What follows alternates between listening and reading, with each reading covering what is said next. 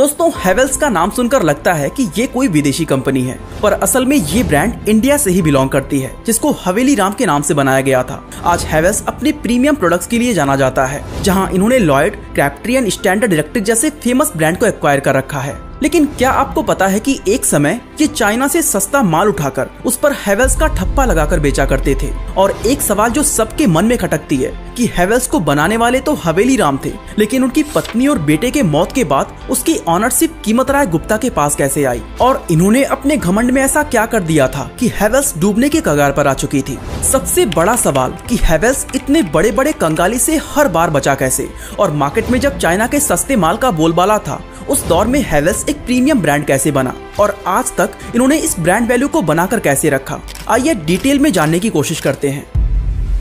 दोस्तों, मार्च 2020 में हेवेल्स का रेवेन्यू 9,541 करोड़ रुपए था, जो मार्च 2024 में बढ़कर 18,798 करोड़ रुपए हो गया। खुद कंपनी के चेयरमैन का कहना था कि अगर 2007 में उन्होंने एक बड़ा कदम नहीं उठाया होता तो आज वो जिस पोजीशन पर बैठे हैं वहां पहुंचने में 40 साल का समय लग जाता। एंड आज उसी का नतीजा है कि हेवेल्स अपने प्रोडक्ट्स को लगभग 70 देशों में एक्सपोर्ट करता है, जहां इन्होंने अपनी manufacturing facilities and distribution network को ग्लोबल लेवल पर एस्टैब्लिश कर लिया है। लेकिन दोस्तों, हेवेल्स की शुरुआत इससे बहुत ही अलग थी। इस कहानी की शुरुआत होती है 21 साल के ड्राइंग टीचर कीमत राय गुप्ता से, जो 1958 के दौरान गर्मियों की छुट्टी में अपने चाचा के घर दिल्ली आए हुए थे, जो गुप्ता जी एंड कंपनी नाम से दिल्ली के कीर्ति नगर में एक इलेक्ट्रिक शॉप चलाते थे। ऐसे में कीमत राय भी अपने खाली समय में उनकी दुकान पर जाकर व्यापार सीखने लगे। इसी बीच उनके चाचा को किसी काम के सिलसिले में बाहर जाना पड़ा और कुछ दिनों के लिए उन्होंने दुकान की जिम्मेदारी कीमत राय के हाथों में सौंप दी। हालांकि चाचा थोड़े चिंतित भी थे कि ये नया लड़का उनके व्यापार को संभालेगा कैसे, लेकिन जब वो वापस आए तो ये देखकर हैरान रह गए कि दुकान का कारोबार लगभग 3 गुना तक बढ़ चुका था। वो इससे इतना खुश हुए कि उन्होंने फौरन ही कीमत राय को अपना पार्टनर बनाने का ऑफर दे दिया। कीमत राय ने भी अपनी टीचर की नौकरी को छोड़कर झट से इस प्रपोजल को एक्सेप्ट कर लिया और अब दोनों साथ मिलकर काम करने लगे। अब इनका कारोबार कुछ ऐसा था कि ये मैन्युफैक्चरर से सामान लेकर उसे रिटेलर को बेच देते थे। लेकिन इस व्यापार में सबसे बड़ी समस्या ये थी कि जब रिटेलर्स को किसी और से ज्यादा सस्ते रेट में माल मिलता था तो वो इन्हें छोड़ दूसरे से सामान ले लेते थे। ऐसे में बार बार नए रिटेलर्स को ढूंढना और उन्हें खरीदारी के लिए मनाना बहुत ज्यादा मुश्किल हो जाता था। साथ ही कीमत राय ज्यादा प्रॉफिट मार्जिन भी नहीं रख सकते थे, वरना खुद के रिटेलर्स भी नहीं बचते। इस चीज को नोटिस करने के बाद कीमत राय को समझ आया कि अगर जल्द ही कुछ नया नहीं किया गया तो ये बिजनेस लॉस में जा सकती है और उसे बंद करने की भी नौबत आ सकती है। इसलिए इन्होंने अपने चाचा से डिस्कस किया कि क्यों ना हम खुद की मैन्युफैक्चरिंग शुरू कर दें, क्योंकि ऐसा करके हम कम प्राइस में बेहतर क्वालिटी दे पाएंगे। अब चाचा ठहरे पुराने ख्याल के आदमी, उन्होंने फौरन ये कहते हुए इनकार कर दिया कि जितना भी मिल रहा है उतने में ही खुश रहो। लेकिन कीमत राय ने अपना पूरा मन बना लिया था कि वो एक मिडिल मैन बनकर नहीं रहेंगे, और इसलिए उन्होंने चाचा को मनाने की कई बार कोशिश की, पर दोनों ही अपनी अपनी बात पर अड़े हुए थे और बात इतनी बढ़ गई कि बाद में इसने विवाद का रूप ले लिया। ये सब देखते हुए एक दिन कीमत राय ने अपने चाचा को बुलाया, उन्हें ठंडी लस्सी पिलाई और कहा कि आप कुछ भी मांग लें, लेकिन बदले में मुझे अपनी दुकान बेच दें। एंड काफी सोच विचार के बाद उन्हें लगा कि उनका भतीजा किसी भी कीमत पर अपनी जिद को नहीं छोड़ने वाला, इसलिए 90,000 रुपए में आखिरकार चाचा ने दुकान को भतीजे के नाम कर दिया। इस सबसे परे देश के एक दूसरे कोने में एक अलग ही कहानी चल रही थी, जो थी हवेली राम गांधी की। हवेली राम ने एक कंपनी की शुरुआत की और अपने नाम को थोड़ा मॉडर्न और विदेशी तरीके से मॉडिफाई करके उसका नाम रखा हेवेल्स। हवेली राम बाहरी देशों से इलेक्ट्रॉनिक डिवाइसेस खरीदते और फिर उन पर अपने ब्रांड का ठप्पा लगाकर इंडिया में बेचा करते थे। उनका ये व्यापार काफी कम समय में बहुत ही सक्सेसफुल हो चुका था, और इस सक्सेस के पीछे का मेन रीजन था इस कंपनी का ब्रांड नेम, क्योंकि इसी नाम से एक डच कंपनी मार्केट में मौजूद थी जो बहुत ही अच्छे अप्लायंसेस बनाया करती थी। इस वजह से लोगों को हवेली राम की कंपनी भी विदेशी लगने लगी और इसकी डिमांड लगातार बढ़ती चली गई। कुछ समय में इन्होंने अपनी फैक्ट्री सेटअप करके खुद की मैन्युफैक्चरिंग करने लगे। हवेली राम का ये बिजनेस बहुत ही अच्छा चल रहा था, लेकिन तभी उनके साथ कुछ ऐसा हुआ कि सोने के अंडे देने वाले इस व्यापार से उन्होंने हमेशा के लिए मुंह मोड़ लिया। दरअसल हुआ ये कि हवेली राम की पत्नी, जिनसे वो बहुत ज्यादा प्यार करते थे, उनकी मौत हो गई, जिसकी वजह से वो गहरे सदमे में चले गए। और इससे पहले कि वो इस सदमे से बाहर निकल पाते, इनके इकलौते बेटे ने भी आत्महत्या कर ली, जिसके बाद उनका पूरा संसार ही उजड़ गया। इन हादसों के बाद हवेली राम इतने डिप्रेशन में आ गए कि उन्हें काम काज का कोई होश ही नहीं रहता था। धीरे धीरे उनकी कंपनी लॉस में जाने लगी और उसकी रेपुटेशन खराब होने लगी। इसलिए कई लोगों ने हवेली राम को सुझाव दिया कि इससे पहले कि हेवेल्स को बंद करने की नौबत आ जाए, इसे बेच देना ही ठीक होगा। अब दोस्तों ये खबर कीमत राय को पहले ही मिल जाती है, क्योंकि कीमत राय काफी समय से हैवेल्स के डिस्ट्रीब्यूटर थे और क्योंकि वो इस कंपनी की पॉपुलैरिटी के बारे में जानते थे, इसलिए उन्होंने फौरन इसको खरीदने का फैसला कर लिया। इसके अलावा मैन्युफैक्चरिंग में एंटर करने का सपना तो वो बहुत ही पहले से देख रहे थे, बस इंतजार था तो एक मौके का। उन्होंने हैवेल्स के मैनेजर के साथ मीटिंग की और 7 लाख रुपए में इस डील को फाइनल कर लिया, जो आपको शायद एक छोटी रकम लग रही होगी, लेकिन उस समय के हिसाब से 7 लाख एक बहुत बड़ी रकम होती थी। कीमत राय ने ये डील तो डन कर दिया था, पर उनके पास इतने पैसे थे ही नहीं। अब वो सोच में पड़ गए कि इतने सारे पैसों का इंतजाम वो करे कैसे, और डील से इनकार करने का सवाल भी नहीं था, क्योंकि इस गोल्डन अपॉर्चुनिटी को वो किसी भी कीमत पर जाने नहीं देना चाहते थे। इसलिए उन्होंने अपने दोस्तों और रिश्तेदारों से कर्ज लिया, कुछ अपनी सेविंग्स मिलाई और जैसे तैसे 7 लाख रुपए इकट्ठा करके 1971 में हैवेल्स के ब्रांड नेम को खरीद लिया। यहाँ ध्यान देने वाली बात ये है कि इन्होंने पूरी कंपनी नहीं बल्कि 7 लाख रुपए में सिर्फ ब्रांड के नेम को खरीदा था। लेकिन सवाल ये उठता है कि सिर्फ ब्रांड नेम के लिए इतना बड़ा अमाउंट क्यों देना। असल में दोस्तों, अगर कीमत राय एक नई कंपनी को स्टार्ट करते तो इसे मार्केट में लाने के लिए उन्हें बहुत सारे रिसोर्सेज की जरूरत पड़ती। डिस्ट्रीब्यूटर्स और रिटेलर्स को कन्विंस करना पड़ता, एक्स्ट्रा मार्जिन देना पड़ता, साथ ही लोगों को इस नए ब्रांड से अवेयर कराने के लिए मार्केटिंग और प्रमोशंस पर भी खर्च करने पड़ते।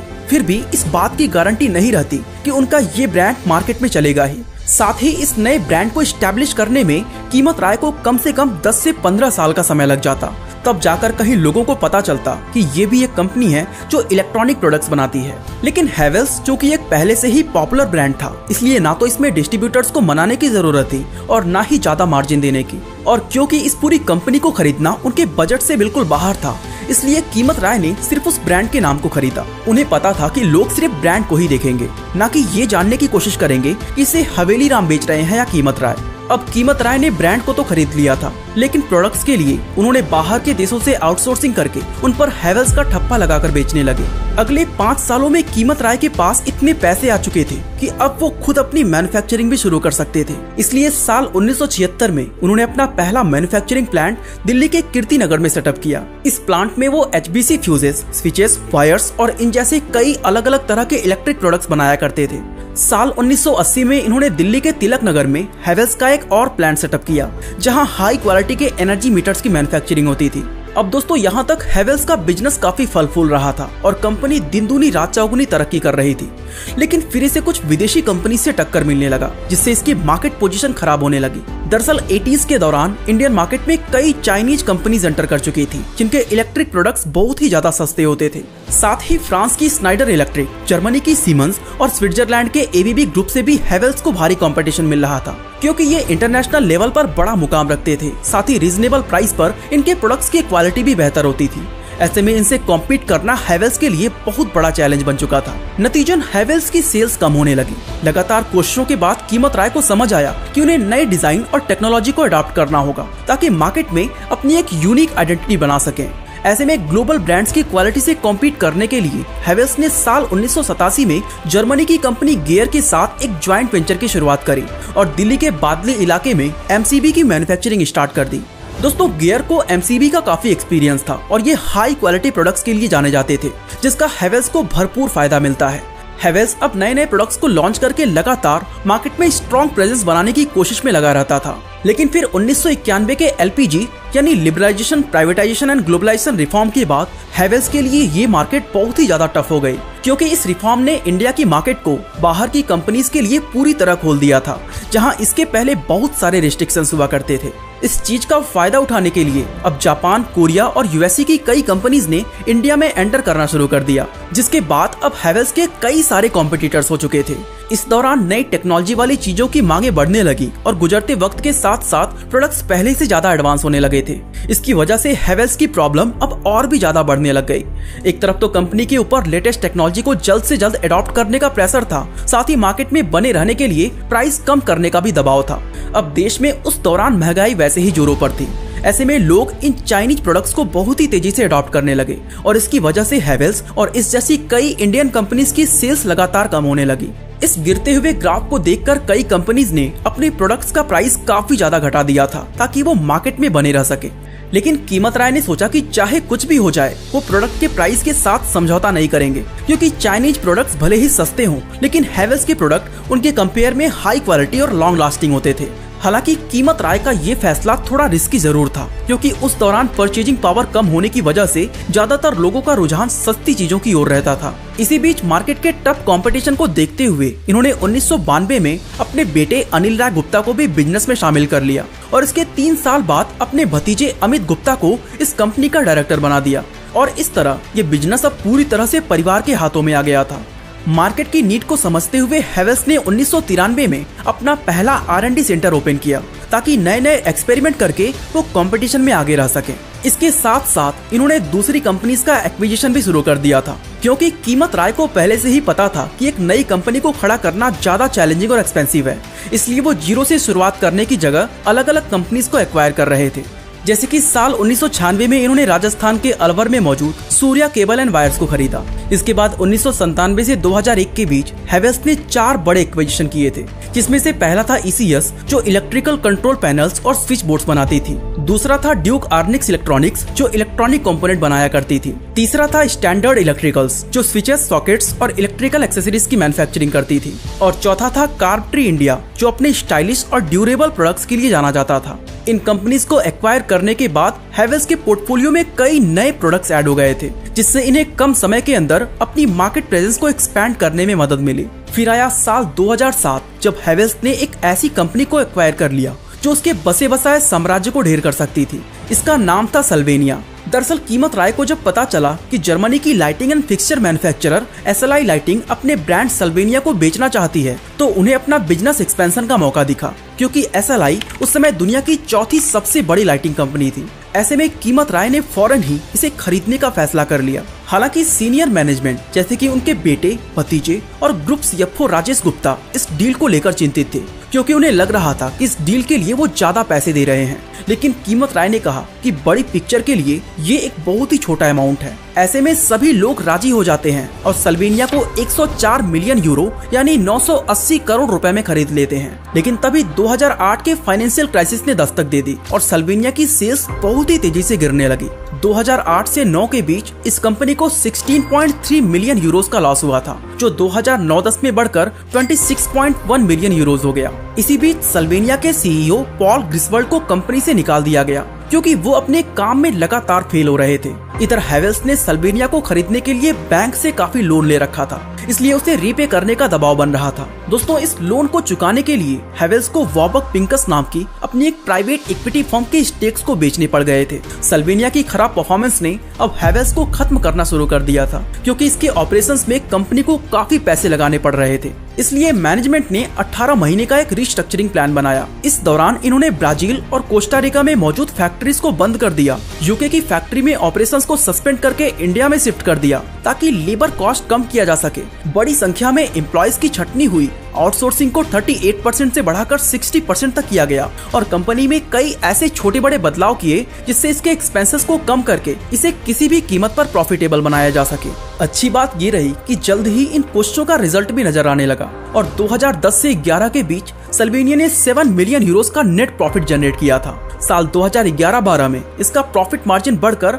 10.2 मिलियन यूरोस तक पहुंच जाता है और 2012-13 के बीच ये 30.5 मिलियन यूरोस हो जाता है। सल्वेनिया जिसे खरीदने के बाद हैवेल्स का मैनेजमेंट पछता रहा था, वही कंपनी हैवेल्स के लिए इतना ज्यादा प्रॉफिटेबल साबित हुई कि इस तरह के एक्विजिशंस और क्वालिटी प्रोडक्ट्स की वजह से फिस्कल ईयर 2013-14 में हैवेल्स इंडिया ने 446 करोड़ रुपए का नेट प्रॉफिट जनरेट किया था। इसके अलावा सितंबर 2014 में कीमत राय गुप्ता ने फोर्ब्स बिलियनर की लिस्ट में पहली बार अपनी जगह बनाई थी और $2 बिलियन की नेट वर्थ के साथ वो इंडिया के 48वें सबसे अमीर आदमी बने। दोस्तों, मार्च 2020 में जहां हैवेल्स का रेवेन्यू 9,541 करोड़ रुपए था, वो मार्च 2024 में बढ़कर 18,798 करोड़ रुपए हो गया। आज हैवेल्स अपने प्रोडक्ट्स को लगभग 70 देशों में एक्सपोर्ट करता है। साथ ही इसने अपनी मैन्युफैक्चरिंग फैसिलिटीज और डिस्ट्रीब्यूशन नेटवर्क को भी ग्लोबल लेवल पर एस्टेब्लिश कर लिया है और ये सब मुमकिन हो सका कीमत राय की सिर्फ एक जीत की वजह से, जो था उन्हें किसी भी तरह एक मैन्युफैक्चरर बनना है। बाकी दोस्तों, इसी तरह अगर आप जानना चाहते हैं कि कैसे एक गुब्बारे बेचने वाले ने MRF जैसी कंपनी को खड़ा कर दिया, तो आई बटन पे क्लिक करके इस वीडियो को देख सकते हैं। बाकी आज के लिए बस इतना ही।